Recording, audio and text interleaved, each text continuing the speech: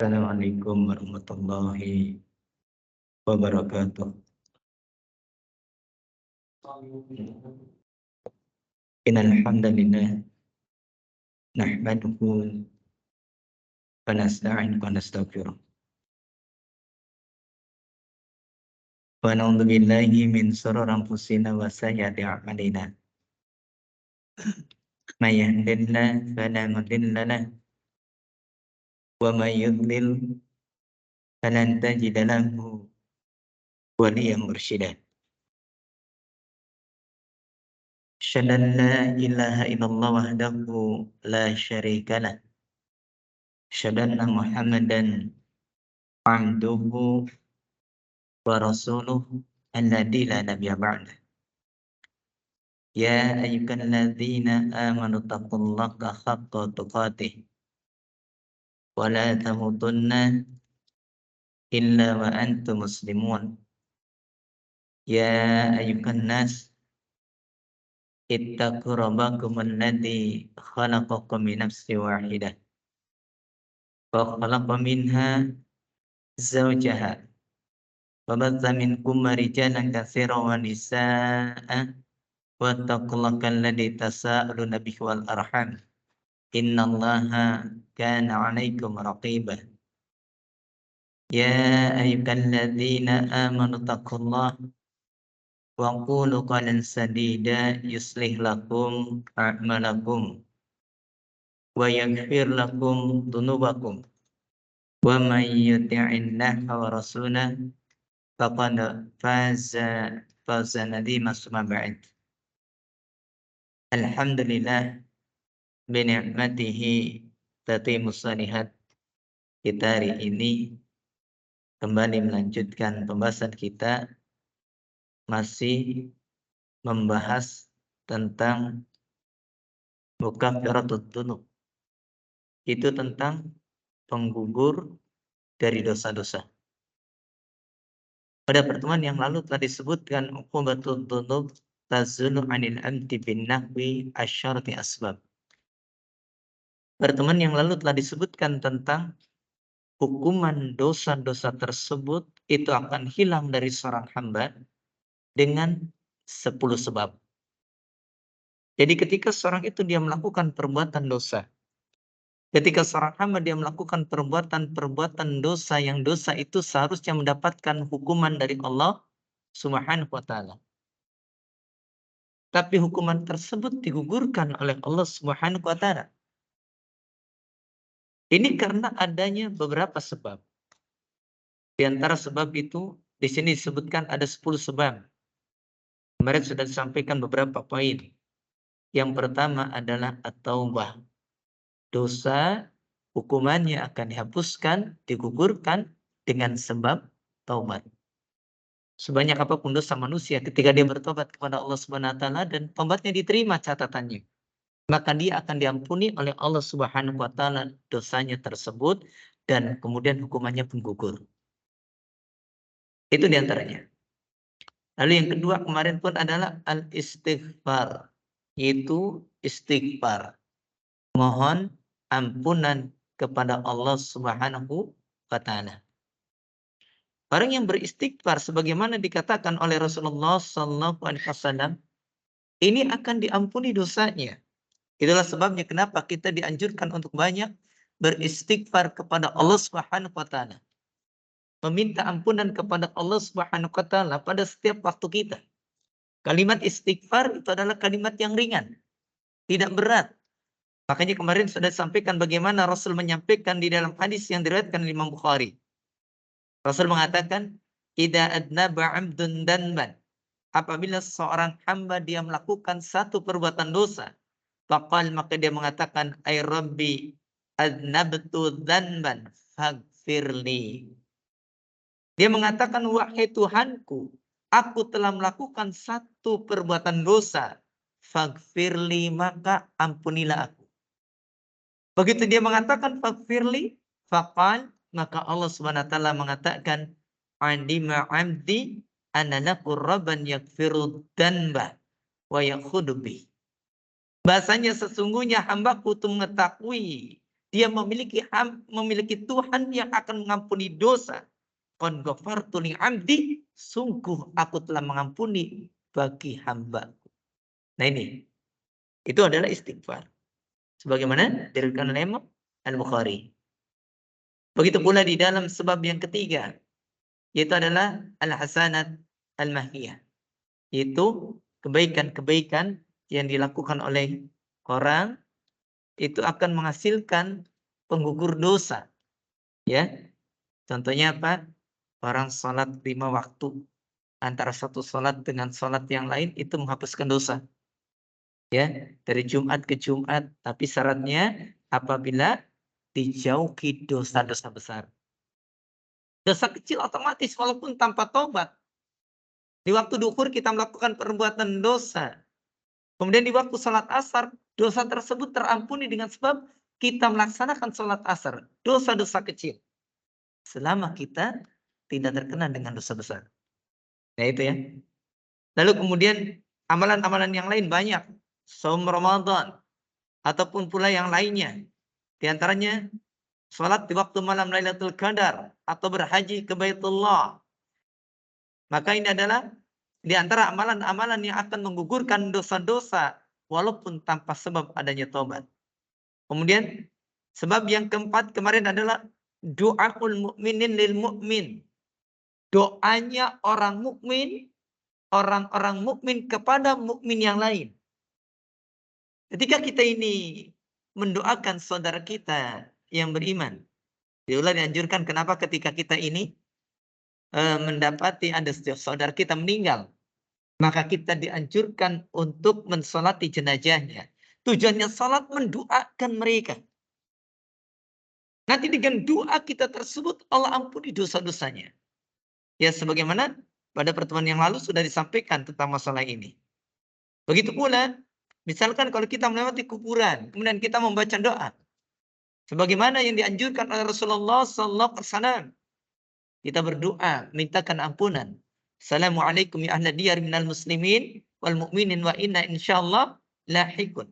Nas'allahu lana wa lakumul afiyah. Membaca doa tersebut, maka kita pun akan mendapatkan orang yang meninggal di situ dengan seizin Allah Subhanahu wa taala akan mendapatkan ampunan dari Allah Subhanahu wa taala. Ya. Lalu kemudian yang kelima, sebab yang kelima kalau tidak salah terakhir sampai ini, yaitu dikatakan manulil mayit min a'malil bir. Apa yang diamalkan untuk mayit dari amal-amal kebaikan. Seperti orang tua sudah meninggal. Ketika orang tua kita itu meninggal, maka orang tua kita masih mungkin mendapatkan pahala dari kita. Syaratnya adalah jika kita kemudian beramal untuk beliau. Tapi kalau anak yang soleh jelas. Ya. Kalau kemudian misalkan kita ini, anak kita itu adalah seorang anak bagi orang tua kita. Orang tua kita meninggal, maka kemudian kita pun bersedekah untuk orang tua kita yang meninggal.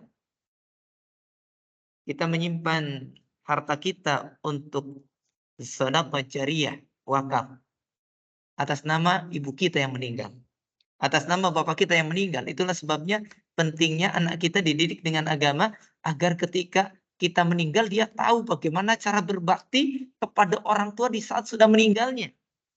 Karena bakti paling ikhlas bagi seorang anak itu justru terjadi di saat orang tua meninggal. Ketika orang tua masih hidup, mungkin kita berbakti kepada orang tua kita, masih ada embel-embel pengen dipuji oleh orang tua kita.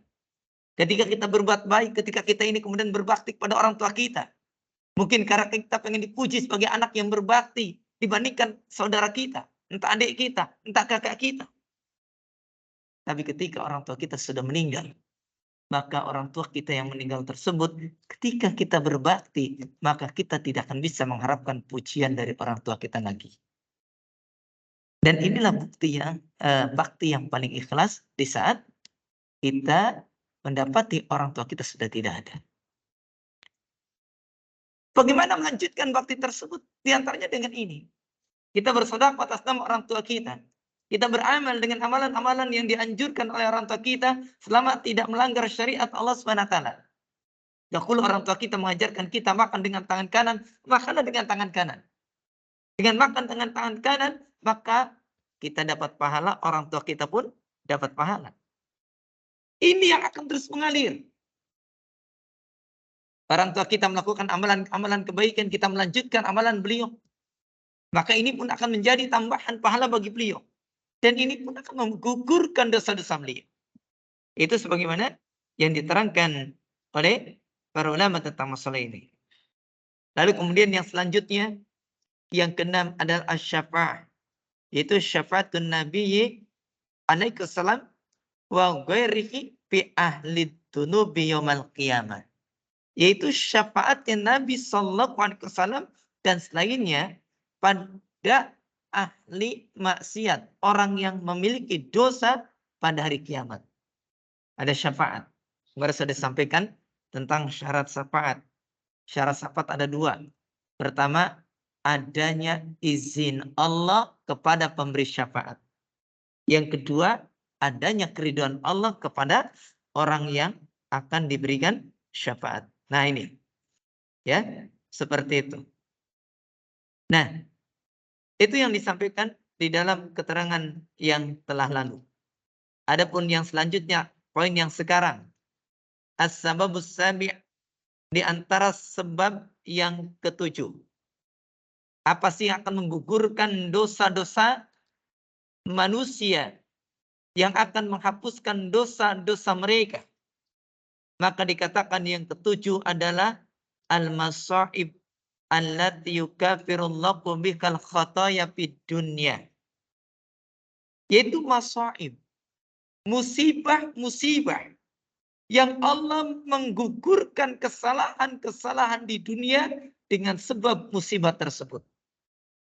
Jadi kalau kita terkena musibah, maka janganlah kita mengeluhkan terus musibah tersebut. Kenapa? Ketika kita diberikan musibah oleh Allah SWT, itu adalah salah satu cara Allah menggugurkan dosa kita. Kita ditimpa sakit. Barangkali kita pun ditimpa dengan perkara yang lain. Apa diantaranya? Mungkin selain sakit, kita pun ditimpa kesulitan. Banyak masalah. Kita ini kemudian kesulitan dari sisi ekonomi. Maka hendaknya bersabar karena di sana ada penggugur dosa kita.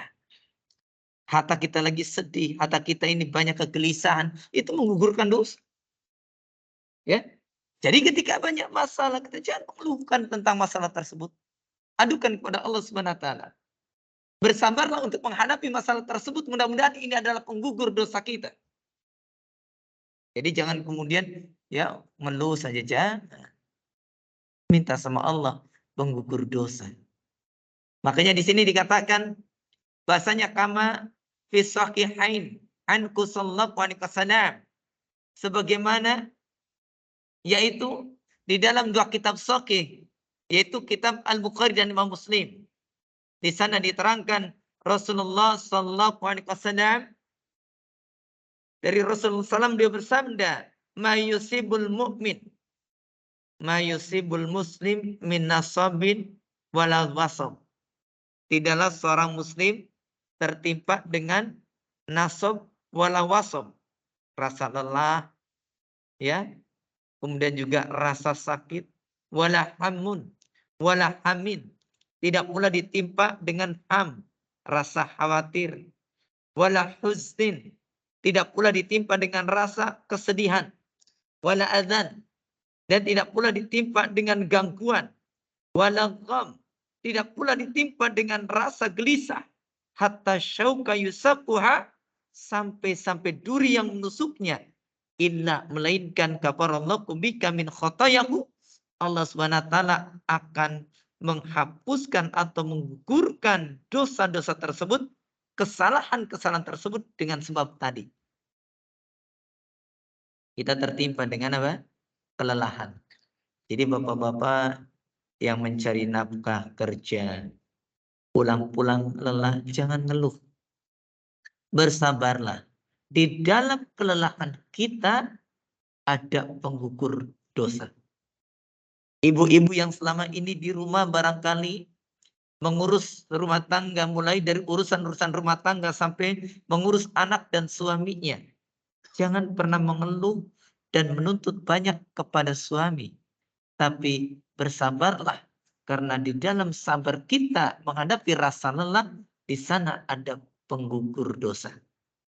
Ya, ini mah suaminya bilang, "Bapak capek." Ibunya bilang, "Ibu juga capek." Akhirnya ribut. Jangan lelahnya kita, lelahnya seorang suami, lelahnya seorang istri, lelahnya seorang muslim itu bernilai pahala.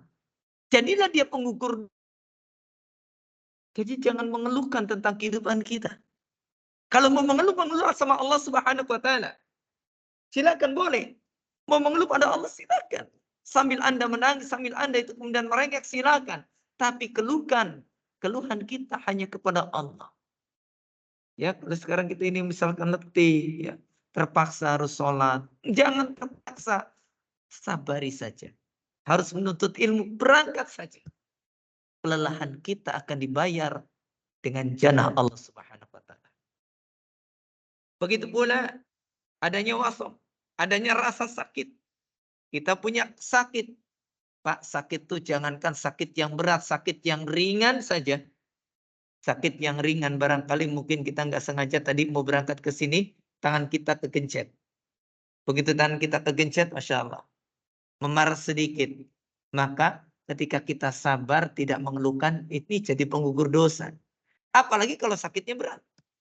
Sakit yang mengakibatkan kita menjadi sulit. Sulit ibadah, sulit untuk melakukan sholat, sulit untuk melakukan aktivitas-aktivitas atau amalan-amalan kebaikan. Tapi kita masih bisa melakukannya. Kita sulit ya, karena kita ini sakit gigi, sulit untuk baca Quran, tapi kita tetap masih bisa membaca Quran walaupun tidak sempurna. Masya Allah, pahalanya besar, menggugurkan dosa. Kita mungkin pernah mengalami sakit kepala, puyeng, ya. Tapi puyengnya sakit kepala, bukan puyeng nggak punya duit, beda lagi nanti. Kalau puyeng nggak punya duit, waduh, itu mah biasa tanggal tua. Banyak yang seperti itu. Kita misalkan mendapatkan kesulitan kayak tadi, puyeng. Tapi kita tetap melakukan ibadah sholat semampu kita. Ustadz, kalau saya kemudian sujud sampai nggak bisa bangun, ambruk. Ya jangan sampai sujud, pakailah isya. Semampu kita. Idza martakum bisyai'in mastata'tum. Jika kalian diperintahkan dengan suatu, maka semampu kalian. Ibadah itu berkaitan dengan istita'ah. Berkaitan dengan kemampuan. Semampu kita saja. Apa saja yang bisa kita lakukan, lakukan. Rasa sakit, apa saja. Saat kita lagi ngaji, kemudian sakit digigit oleh nyamuk. Gimana? Penggugur dosa, asal kita bersabar. Insya Allah jadi penggugur dosa. Lalu kemudian dikatakan pula di sini, bahasanya walaham, tidak pula dengan sebab rasa ham, khawatir. Kekhawatiran. Khawatir kalau kemudian kita ini, ya Allah, saya ini masih kurang amalnya, ya Allah. Tolong bantu saya untuk banyak beramal. Saya takut nanti mati dalam kondisi dulu memiliki amalan yang banyak. Tenang, menggugurkan dosa. Ikhwan. Begitu pula wala husnin, kesedihan. Kita ditimpa dengan kesedihan. Dengan sebab mungkin kita kehilangan sebagian dari apa yang kita miliki. kehilangan orang yang kita cintai, kehilangan harta benda kita, kehilangan milik kita, maka itu semuanya akan menghasilkan penggugur dosa bagi kita. Jadi jangan khawatir. Kita belajar untuk bersabar menghadapi itu semua. Ini akan menggugurkan dosa-dosa kita. Ya, ini Masya Allah. Begitu pula dikatakan, wala adzan, tidak pula gangguan. Ya, gangguan-gangguan. Dalam hidup ini kita nggak ada yang terbebas dari gangguan. Ada saja gangguan. Di tengah jalan kita naik motor mau pulang, qadarullah banyak kempes. Gangguan namanya. Udah jangan kemudian mencak-mencak, sabari saja. Apalagi kalau kita ini sering di jalan, Masya Allah. Kadang-kadang anak muda zaman sekarang, bahkan anak tua juga sama. Ya, kalau di jalan tuh kadang kita nggak memperhatikan waktu, nggak memperhatikan orang lain. Lampu merah, masih merah diterobos. Kadang kita yang lagi sudah hijau maju kaget kan. Bersabarlah. Itu akan menjadi penggugur dosa. Kan kadang gitu ya. Sering. Ya, apalagi kalau lampu merah harusnya belok kiri, misalkan jalan terus, ternyata dihalangi oleh orang, mangkel juga kitanya. Ya, itu gangguan namanya. Atau apa saja gangguannya, maka itu semuanya akan menjadi penggugur dosa jika kita bersabar menghadapinya. Begitu pula dikatakan bahasanya hatta syauka yusyaqqa, sampai yaitu wala ghamin, tidak pula kegelisahan. Kita gelisah dengan sebab ada banyak masalah dan sebagainya. Kalau kita bersabar menghadapinya, insya Allah menjadi penggugur dosa. Hatta saukah yusyaqquha, sampai-sampai duri yang menusuk kita. Kita kena duri, maka itu adalah penggugur dosa. Illa kafarallahu bika min khotoyakum. Lalu kemudian as-sababus tsamin, sebab yang kedelapan. Sebab yang kedelapan di antara sebab-sebab yang akan menggugurkan dosa itu adalah mayasunu fil qabri minal fitnah wadh-dhawqah war-rau'ah fa inna ada mimma yukaffaru bikil khotoya. Maka yang selanjutnya disebutkan sebab yang kedelapan yang menjadi penggugur dosa kita. Dosa itu akan gugur, diantaranya adalah apa yang diperoleh di dalam kubur. Berupa fitnah kubur. Fitnah. Ya, fitnah kubur itu ketika kita di dalam kubur, kita mendapatkan adanya ujian berupa pertanyaan.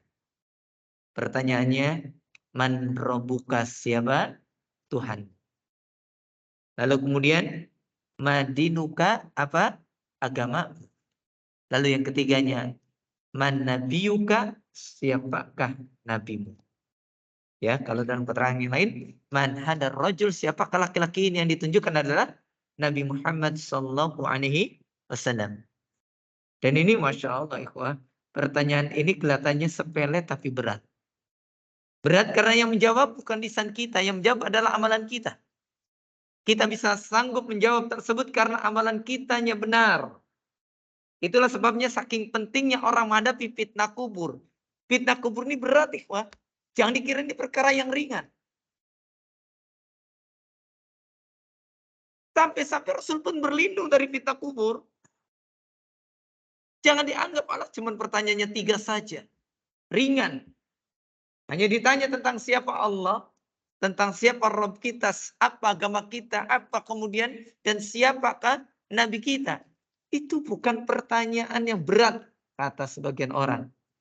Ya, kalau pertanyaan itu diajukan di dunia, dan kita masih mampu menjawab dengan pengetahuan kita. Tapi masalahnya diajukannya di mana? Di alam kubur, alam yang berbeda dengan alam kita sekarang. Kalau kita ditanya oleh guru, kita masih bisa menjawab. Ditanya oleh malaikat, tekanannya beda. Lagi pula tadi yang menjawab itu bukan lisan kita. Artinya, bahasanya yang menjawab itu kita bisa menjawab, lisan kita bisa mengatakan jawaban dengan benar kalau amalan kita di dunia benar. Kalau amalan kita di dunia salah, maka lisan kita pun sulit untuk menjawabnya.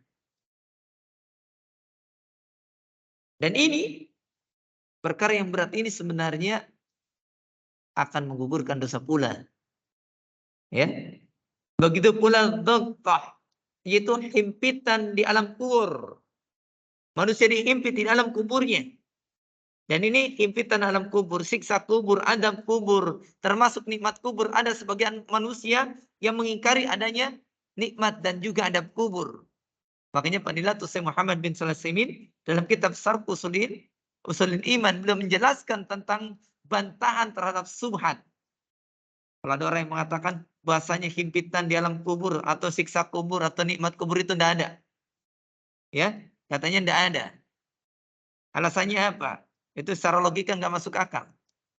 Ditambahkan lagi kalau mereka berdasarkan dalil, di antara dalil-dalil yang disebutkan di dalam Quran tentang ditampakkannya yaitu neraka kepada Fir'aun sepanjang pagi dan sore, maka mereka mengatakan itu hanya ditampakkan, bukan siksa secara langsung.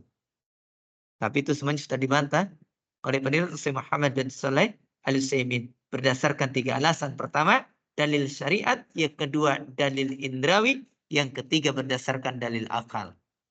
Ya. Nah itu sudah pembahasannya terlalu panjang kalau kita bahas di dalam kesempatan kali ini. Kita lihat di sini.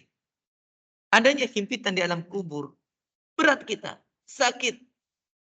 Ketika seorang mukmin yang dia berbuat dosa, dia adalah ahli maksiat, kemudian dia dikuburnya dihimpit dengan himpitan alam kubur. Maka himpitan itu mengurangi dosa-dosa dia. Menggugurkan dosa-dosa dia. Coba bayangkan. Ternyata proses sebelum kita menghadap pengadilan Allah pada hari kiamat nanti, itu sudah banyak penggugur-penggugur dosa yang mengurangi dosa-dosa kita. Itulah menunjukkan kasih sayang Allah Subhanahu wa ta'ala. Di dunia sekarang ini, kita ini banyak sekali penggugur dosa. Walaupun kita tidak meminta lewat ampunan. Tapi ternyata Allah tetap berikan kita ampunan. Ya lewat apa? Tadi musibah. Sekarang lewat adanya apa? Yang akan didapatkan oleh manusia di alam kubur mereka. Begitu pula warrau'ah, yaitu ketakutan. Ketika manusia masuk ke alam kubur, takut, ikhwan. Kita ini takut menghadapi alam kubur. Kenapa? Alam yang sama sekali kita belum pernah untuk mengunjunginya. Andaikan kita ini pergi ke satu daerah, ya, diberitahukan oleh orang yang ada, ya, bahasanya daerah tersebut adalah daerah yang menyeramkan. Kita berangkat, ngeri, ikhwan. Duh, gimana, selamat enggak saya di sana, selamat enggak kita di sana. Kita juga nanti akan menghadapi hal yang sama. Betapa beratnya kita nanti di alam kubur, ikhwan. Makanya kenapa kita mati-matian di dunia beramal, tujuannya agar kita ini mendapatkan kebaikan atau kebahagiaan, kenikmatan di alam kubur, dan juga sampai di negeri akhirat, agar kita sampai selamat ke surga Allah tanpa mampir dulu ke neraka Allah Subhanahu wa ta'ala. Ya, Masya Allah. Fa'inna hada mimma yukaffiru bihil khotoya. Maka ini diantara perkara yang akan, ya, menggugurkan dosa-dosa. Coba lihat bagaimana ketika orang itu masuk ke dalam alam kubur, dimulai dengan fitnah kubur, ditanya oleh 2 malaikat. Yang kita mengetahui sebagaimana dalam riwayat Imam At-Tirmidzi tadi sudah disampaikan. Ketika orang itu sudah masuk alam kubur, maka dia didatangi 2 malaikat. Malaikat itu adalah malaikat yang berwarna hitam dan biru. Yang dikatakan mungkar dengan nakir. Malaikat mungkar nakir. Ya. Jadi seperti itu. Belum lagi kemudian di dalam alam kubur pun ada apa? Ada himpitan, ada tekanan. Tadi sudah disampaikan pula. Dan juga kita lihat. Insyaallah. Maka ketika kita ini masuk ke dalam alam kubur, maka itu akan mengalami himpitan sama seperti yang lain. Mengalami ketakutan sama dengan yang lain. Ya. Luar biasa sekali. Maka dari situlah bahasanya orang-orang yang dia meninggal mesti akan mengalami peristiwa seperti ini. Ketika dihimpit sempit di alam kubur, maka ketika ditanya oleh dua malaikat tersebut, kemudian ternyata benar jawabannya, barulah kemudian diluaskan dan dilapangkan alam kuburnya. Jadi jangankan kita mungkin mendengar ada seorang sahabat yang dia ini mendapatkan satu keistimewaan. Ketika beliau wafat, arsy Allah bergetar karena kematiannya. Barangkali kita sudah mendengar ya. Kira-kira siapa? Dia adalah seorang sahabat yang bernama Sa'ad bin Mu'ad. Salah satu pembesar dari kaum Ansor. Bagaimana Rasul pernah mengatakan dalam hadis riwayat Imam Bukhari. Kata beliau, ihtazzal arsyu limauti Sa'ad bin Mu'ad. Aras Allah SWT itu bergetar dengan sebab apa? Kematian dari Sa'ad bin Mu'ad. Sa'ad bin Mu'ad mati, meninggal. Dan aras Allah SWT berguncang. Bagaimana Sa'ad bin Mu'ad saja seorang manusia yang salih, sahabat yang salih. Rasul menggambarkan ini terkena dengan himpitan alam kubur. Segitu manusia yang soleh. Nah, bandingkan dengan kita. Kita ini apa?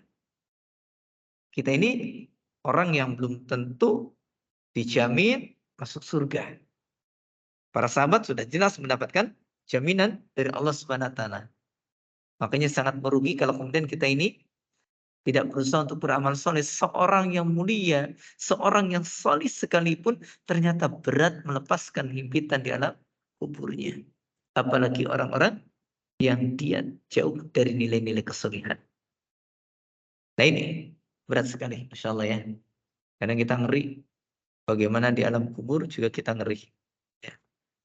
Lalu kemudian as-sababu tasik, sebab yang ke-9. Di antara sebab-sebab yang akan menjadi penggugur dosa-dosa manusia itu adalah ahwalu yaumil qiyamah wa karbuka wa syada'iduha, yaitu keadaan pada hari kiamat, kesusahan dan kesulitan pada hari kiamat. Pada hari kiamat itu Pak serba sulit. Gimana kita nggak serba sulit, Masya Allah. Ketika kita pertama dibangkitkan pada hari kiamat saja, coba bayangkan manusia begitu kemudian terjadi kiamat, semua alam semesta ini hancur. Tidak ada yang tersisa. Semuanya hancur. Begitu kemudian manusia diwafatkan oleh Allah Subhanahu wa taala. Pada tiupan sangkakala yang kedua dibangkitkan.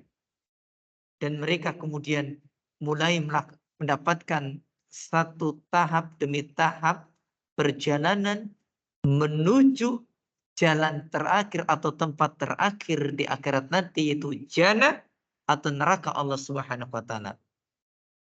Berulang kali saya katakan, jalan menuju surga dengan neraka itu satu jalur, ikhwan. Satu jalur. Bukan dua jalur. Yang artinya orang tinggal bisa memilih kanan atau kiri. Kalau memilih kanan atau kiri kan enak. Sudah.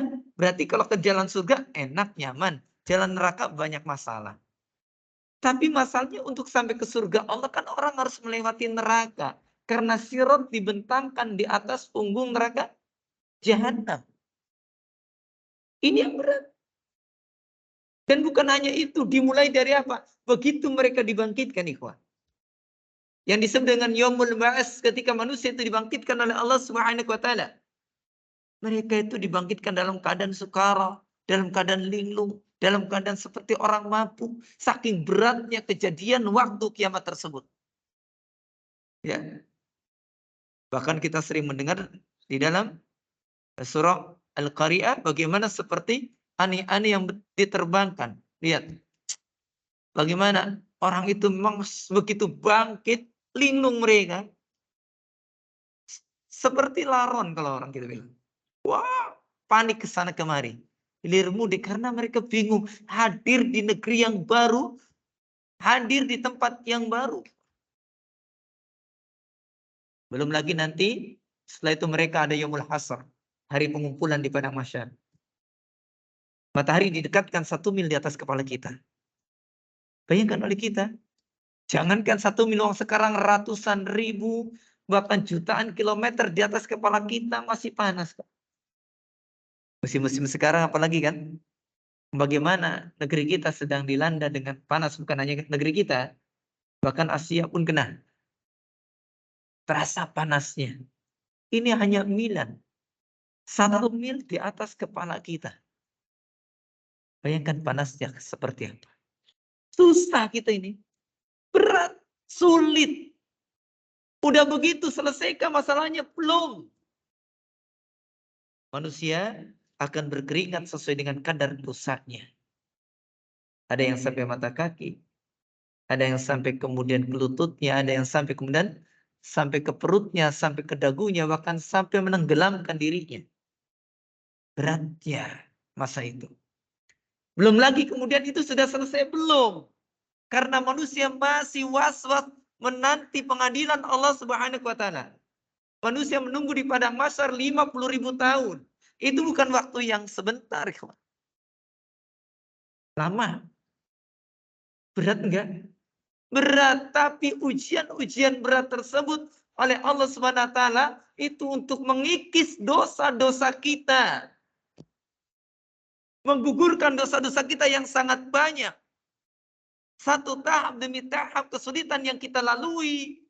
Dengan sebab kita menunggu pengadilan Allah Subhanahu wa taala itu menggugurkan dosa-dosa kita. Makanya memang seorang mukmin itu kehidupannya itu indah. Ya. Apapun yang didapatkan oleh seorang mukmin dalam kehidupan dunia dan akhiratnya mesti ada hikmah dan ada pahalanya jika dia menjalaninya dengan penuh kesabaran menghadapi ujian Allah Subhanahu wa taala. Sudah selesai ujian itu, ya, masih ada lagi ujian yang lain. Melewati susahnya, begitu sudah manusia itu kemudian sudah berada di padang mahsyar, mereka menunggu hisab, mereka menunggu yaumul jaza, mereka menunggu penimbangan amal, mereka menunggu untuk dibagikan kitab.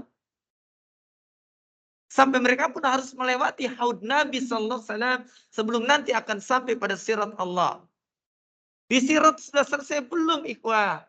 Ini penentuan apakah kita akan sampai ke surga Allah dengan selamat ataukah tidak. Lihat begitu sampai di sirat Allah, maka di sana ada kalalik. Ada kait-kait di sepanjang pinggir. Wong kita lihat siratnya aja ngeri. Ahaddu minat, ya, saib adakum nasyar. Lebih tajam dari pedang, lebih lembut daripada rambut, kata Rasul dalam hadis Muslim. Bagaimana kalau sirat itu panjang? Karena neraka jahanam itu panjangnya, luasnya tidak seperti luasnya bumi, bahkan lebih luas dari bumi. Dibentangkan di atas punggung neraka jahanam. Jembatannya mengerikan.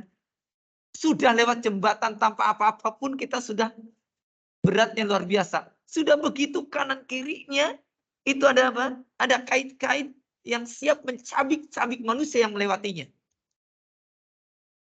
Beratnya luar biasa. Sudah berat seperti itu, ya. Kita masih deg-degan, nyampe enggak. Ya, alhamdulillah kalau sudah sampai di kontor tinggal dikisah. Nanti barulah kemudian mendapatkan jannah Allah Subhanahu wa taala. Dan ketika manusia itu terjatuh ke dalam neraka, minimal sebagian dosa-dosanya sudah gugur, maka menghadapi hukuman di neraka itu, sudah terjadi pengurangan banyak itu. Mungkin kalau bahasa kitanya kalau di dunia, ya barangkali ini sebagai perumpamaan, ya, walaupun tidak sama persis. Orang ketika dia itu mau diponis 9 tahun penjara. Tapi dia melewati proses persidangan. Ditahan dulu, ya, di kepolisian, di kejaksaan, terus baru kemudian masuk ke penjara. Nah, di penjara itu kan tinggal sisa dari ini. Proses yang cukup panjang ini.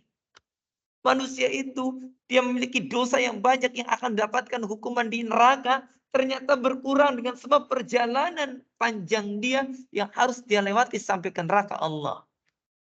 Baru kemudian terjadi pengurangan. Dan dia kemudian mendapatkan syafaat remisi namanya. Kemudian dia keluar mendapatkan jannah Allah Subhanahu wa taala. Setelah dicelupkan dalam Nahrul Hayat, yaitu sungai kehidupan. Nah, ini poin yang 9. Lalu kemudian poin yang terakhir, as-sababul ashir, sebab yang ke-10 dari sebab-sebab yang mampu menggugurkan dosa-dosa manusia.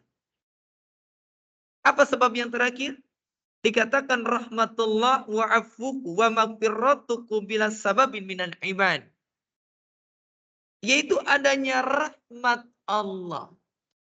Adanya pemaafan dan ampunan dari Allah Subhanahu wa taala dengan tanpa sebab bagi para hamba Allah Subhanahu wa taala. Jadi nanti Allah itu akan memberikan ampunan tanpa sebab apa-apa. Enggak karena musibah, enggak karena adanya kesulitan, enggak karena adanya taubat. Tapi Allah sendiri yang menghendaki untuk mengampuninya. Makanya kan kita masuk surga karena rahmat Allah Subhanahu wa taala, bukan karena amalan kita, ikhwan. Amalan kita terlalu sedikit untuk bisa menggapai surga Allah Subhanahu wa taala. Tapi rahmat Allah lah yang luas. Dari saya. Rahmat Allah yang luas. Rahmat Allah ampunannya. Dan ini semuanya ikhwan yang akan menjadikan sebab orang gugur dosa-dosanya. Dengan demikian, maka kita akan dapatkan kemudahan dari Allah. Makanya mintalah rahmat Allah Subhanahu wa taala. Gapai rahmat Allah Subhanahu wa taala agar kita menjadi orang-orang yang mendapatkan banyak sekali pengurangan-pengurangan dosa, penggugur-penggugur dosa agar kita kembali menuju Allah Subhanahu wa taala mendapatkan jannahnya dan dijauhkan dari neraka Allah Subhanahu wa taala. Sudah habis waktunya. Mudah-mudahan apa yang disampaikan tadi bermanfaat khususnya bagi anak yang menyampaikan dan umumnya bagi yang hadir dan mendengarkan. Benar datangnya dari Allah, salah itu kesalahan anak sebagai manusia biasa. Semoga Allah Subhanahu wa taala mengampuni kita semuanya. Syukron, jazakumullah khairan, wallahu a'lam bishawab. Subhanakallahumma bihamdika, asyhadu an la ilaha illa anta astaghfiruka wa atubu ilaik. Akhiru da'wana alhamdulillahi rabbil alamin. Wassalamualaikum warahmatullahi wabarakatuh.